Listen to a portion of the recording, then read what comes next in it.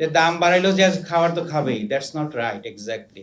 যারা দরিদ্র তার কাছে ৳৫ ম্যাটার করে। ধূমপায়ীদের জন্য আসছে বড় ধাক্কা, আর তরুণদের জন্য হতে পারে স্বস্তির খবর। বাংলাদেশে সিগারেটের দাম বড় পরিসরে বাড়ানোর প্রস্তাব দিয়েছে তামাক বিরোধী দুই সংগঠন। প্রস্তাব অনুযায়ী প্রতি শলাকা সিগারেটের দাম সর্বনিম্ন ১৭ টাকা থেকে সর্বোচ্চ ৩৫ টাকা পর্যন্ত নির্ধারণ করার আহ্বান জানানো হয়। সোমবার জাতীয় প্রেস ক্লাবে আয়োজিত সংবাদ সম্মেলনে এই প্রস্তাব তুলে ধরে ন্যাশনাল হার্ট ফাউন্ডেশন এবং ইউনাইটেড ফোরাম এগেনস্ট টোবাকো।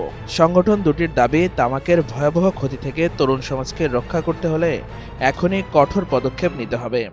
বিশেষ করে সহজলভ্য কম দামের সিগারেট তরুণদের ধূমপানের দিকে ঠেলে দিচ্ছে বলেও মন্তব্য করেন তারা।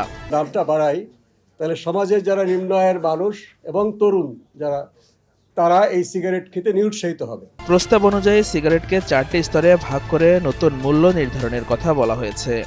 প্রিমিয়াম স্তরের 10 শলাকার এক প্যাকেট সিগারেটের দাম 200 টাকা করার প্রস্তাব দেওয়া হয়েছে।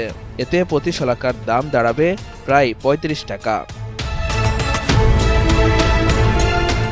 অন্যদিকে উচ্চ স্তরের সিগারেটের প্যাকেট 150 টাকা এবং প্রতি শলাকার দাম হবে প্রায় 25 টাকা 45 পয়সা। আর মাঝারি ও নিম্ন স্তরের সিগারেটের 10 শলাকার প্যাকেট 100 টাকা করার প্রস্তাব দেওয়া হয়েছে। ফলে সবচেয়ে কম দামের সিগারেটও কিনতে গুনতে হবে অন্তত 17 টাকা। স্বাস্থ্য বিশেষজ্ঞরা বলছেন, বাংলাদেশে ক্যান্সার, হৃদরোগ ও শ্বাসকষ্ট সহ নানা জটিল রোগের বড় কারণ ধূমপান। প্রতি বছর তামাকজনিত রোগে মারা যাচ্ছেন অসংখ্য মানুষ। বক্তাদের মতে সিগারেটের দাম বাড়লে তরুণদের মধ্যে ধূমপানের প্রবণতা কমবে, একই সঙ্গে সরকারের রাজস্ব আয়ও বাড়বে উল্লেখযোগ্যভাবে। পরিশেষে তারা তামাকমুক্ত বাংলাদেশ গড়ার লক্ষ্যে আগামী বাজেটেই এই প্রস্তাব বাস্তবায়নের আহ্বান জানিয়েছেন।